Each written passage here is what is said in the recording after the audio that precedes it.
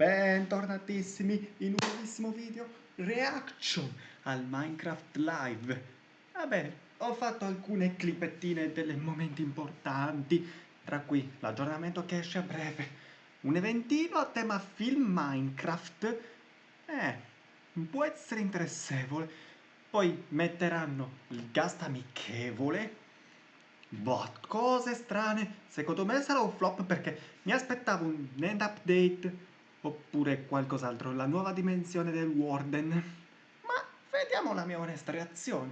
Non sto qui a chiacchierare, lasciate un like e iscrivetevi e commentate benissimo. Cioè, ho bisogno di arrivare a 1500. Vi lascio la mia reaction. Hello, I'm Agnes, and I'm so happy to be here with you all again. We have quite many things we would love to share with you all today, and we will start with something that many of you have already been testing. And today, I'm happy to announce the name and date for our upcoming drop. It's called Spring to Life, and it will actually be releasing in just a few days' time, on March 25th.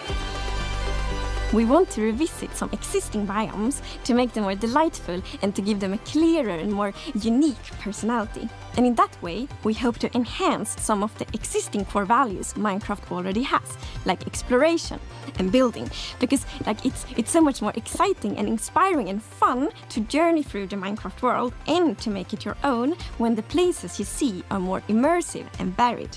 And here to talk more about Spring to Life are our lovely devs.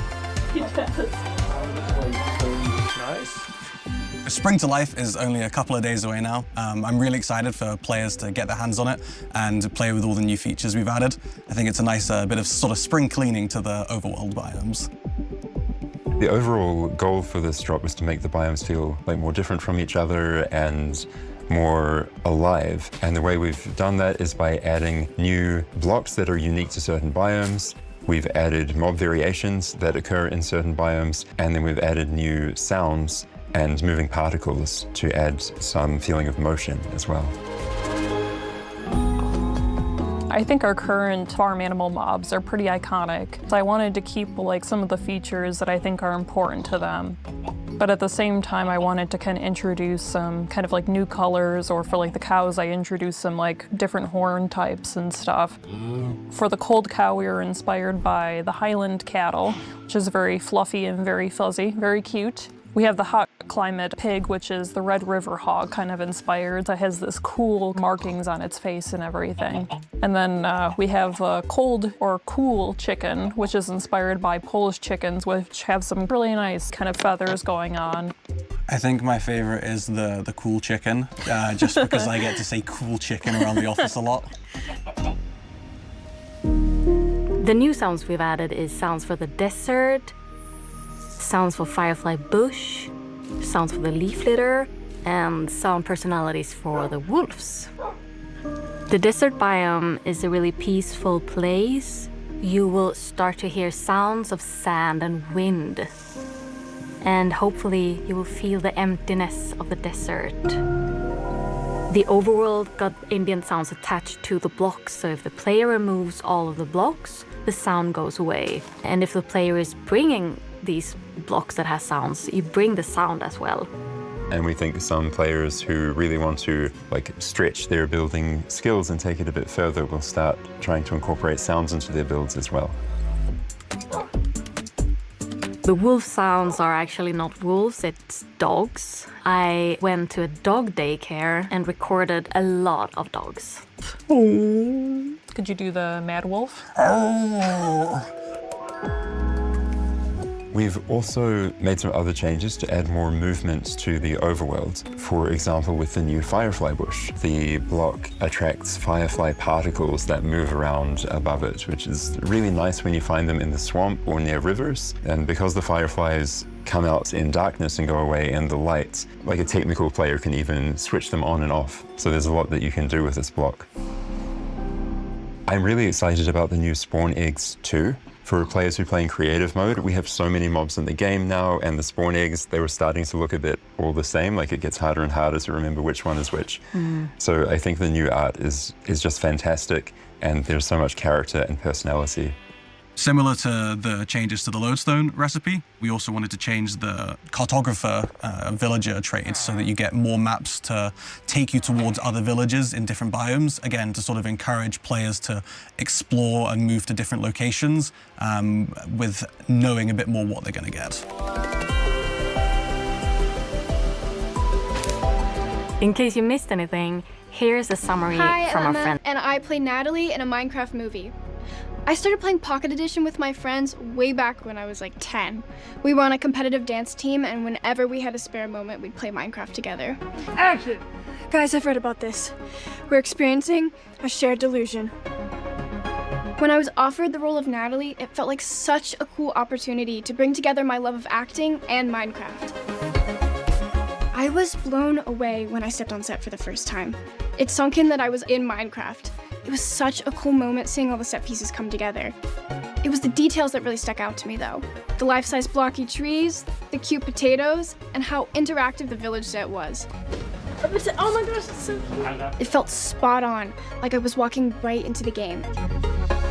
We've got a clip to share that took place on that amazing set. This is the first time Natalie and the crew have stepped into a Minecraft village, and they start to learn the ins and the outs of this new and very different world.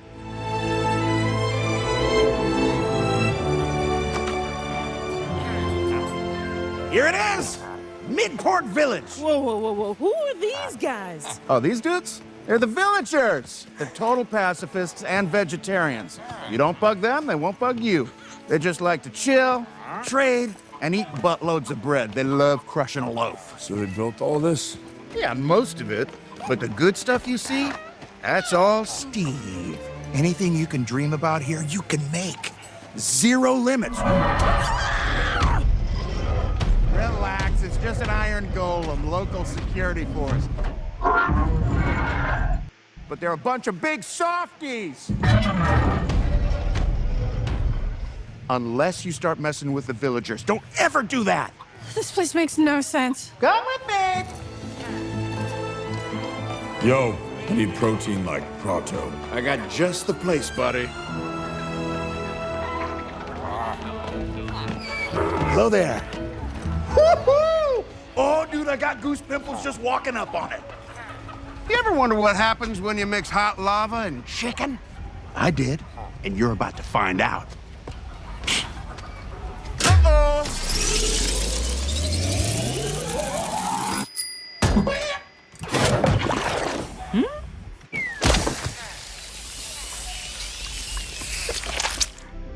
The village might look peaceful for now, but later in the movie, it's the center of a ton of action. I had a lot of fun training for the fight scenes and learning how to take out hostile mobs. Surprisingly enough, my dance background really helped with the stunts. I mean, fight choreography and dancing do have a lot in common. A Minecraft movie is coming to theaters on April 4th. Get your tickets now. If you can't wait to experience some of the things the movie has in store, Mojang has you covered. Starting on March 25th, you'll be able to join an in-game live event where you can play mini-games inspired by the movie and even earn an exclusive cape. Stick around until the very end of the show where Jens and I will play a quest from the live event. Wish me luck!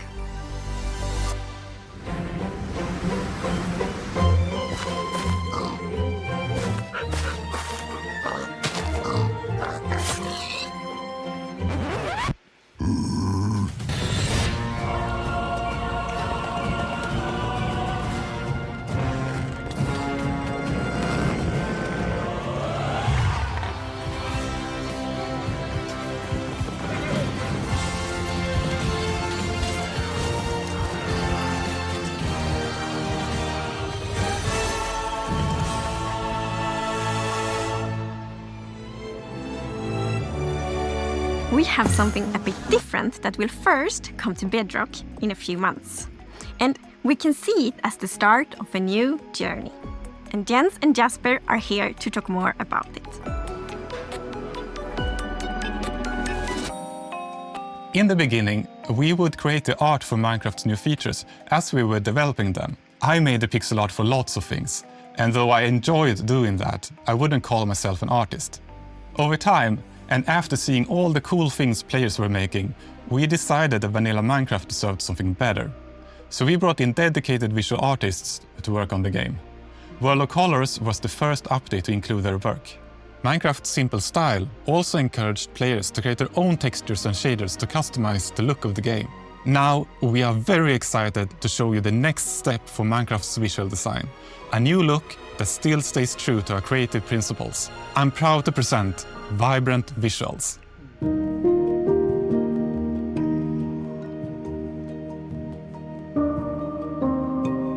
Vibrant Visuals is a visual upgrade of the game.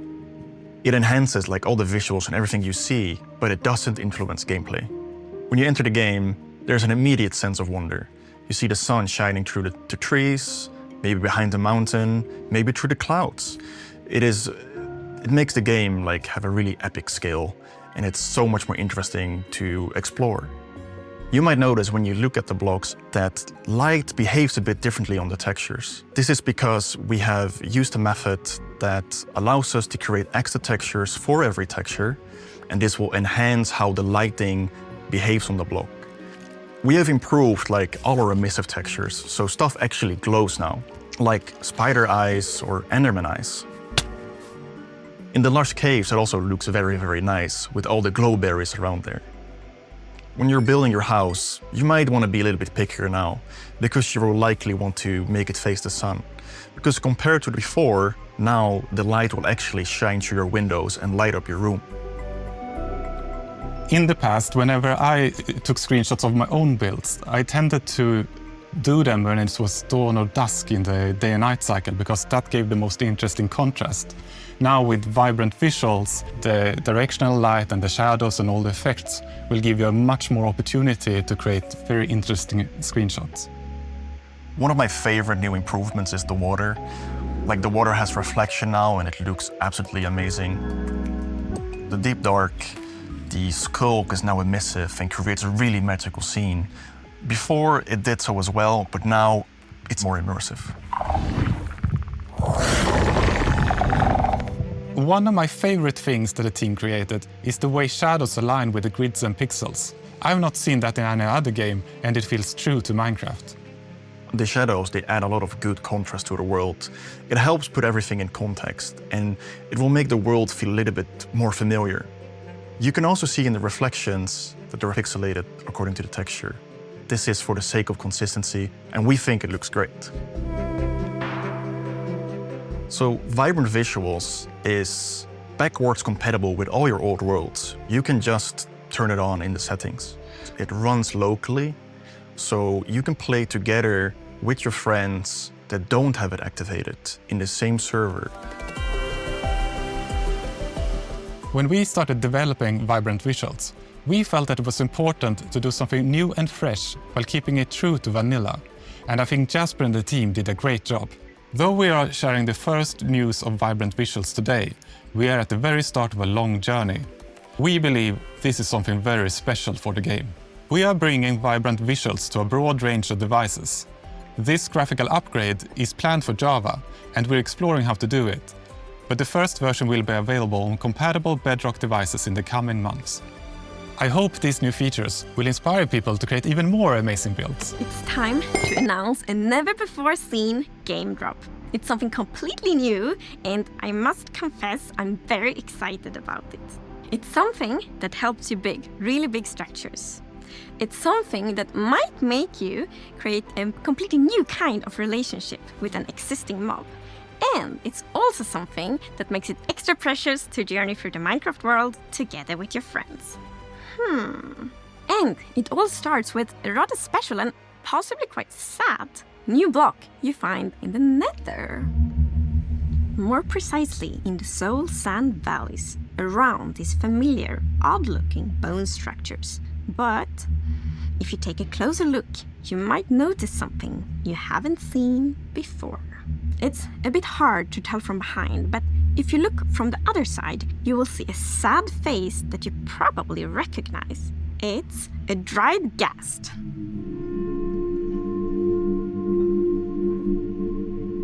The dried ghast is a little bit smaller than a regular block, and well, it has this cute little tentacles on the sides and has this just a little bit grumpy face to it. It seems very dehydrated. Then you might think that, well, let's put water on it. But there is no water in Nether. so we can bring it to somewhere where there is water. We'll pick up the block from the nether, bring it with us from the nether to through a portal, and what better way to rehydrate a dried ghast than just put it in water? And then we wait. And wait. A little bit over time is gonna start, first it's grumpy, right? Then it gets neutral, and then it's gonna start smile more and more. Because then a ghastling is spawned. It's so cute! It's baby! It's precious, it's baby! He's smiling, he's happy. So the ghastling just floats around the overworld. I mean, it's a little balloon, basically, right? So yeah, it does what a balloon does. It floats and goes around, but it's also very curious. So it's gonna somewhat imprint over players or mobs and just follow them around a bit until it gets bored, and then it's just gonna, go and follow something else. This one will not spit fireballs, but you can feed it with something, Agnes. Yes. It actually is quite fond of snowballs instead, of course. I think it's so adorable. It's both hydration and cooling down. And when it grows up, it turns into yet another new thing, which is the happy ghast. Yeah, the happy ghast is friendly towards the player. It's gonna roam around, fly around. If the ghast brings you fires, the happy ghast brings you smiles. There's one more thing you can do with happy ghast. You can fly on it. Which is obviously what you long for when you see your buddy flying around in the sky. You want to go flying with it. So if you craft a harness for your ghast, you can tempt the ghast to come closer with the harness, put the harness on, and jump up on it. An interesting thing about the harness also is that you can use it as an indicator to see if someone is riding the ghast, because well, it's got these goggles, and if someone is riding it, they go down in front with the ice. We have a new neat feature as well, Agnes, the locator bar, right? Yes, so we have a new feature, the locator bar, which you see like at the bottom of the screen, and there you can see kind of in which direction your friends are. So then like when you're out flying on the happy ghast, for example, and want to find your friend, you see, okay, I should travel here. You can actually be up to 4 players on the happy ghast, so you can fly on it together. So you can be the passenger princess on my ghast. Of course. I think the happy ghast is gonna be a great tool for our survival builders because it's a bit like being in creative mode, but in survival, right? You have this platform that allows you to position wherever you want in the sky, and then you can just dismount and build from the position you are at, which is super convenient when working on mega builds or sky bases or tall towers. Is super, super handy. What I like is the opportunity we have with all these things. We have the dried ghast with all of its decorative implications, the ghastling, which is livening up a base, which is just lovely. Then there is the happy ghast with all of the shenanigans you can do with the PvP, the construction, racing, and so many more things. Very soon, players will be able to try out these new features in snapshot betas and previews, and we are so excited to see all the feedback we're gonna get. E io spero che vi sia piaciuta la mia reazione. Come sempre, like e iscrizione, e noi ci vedremo in un nuovo video. Ciao belli!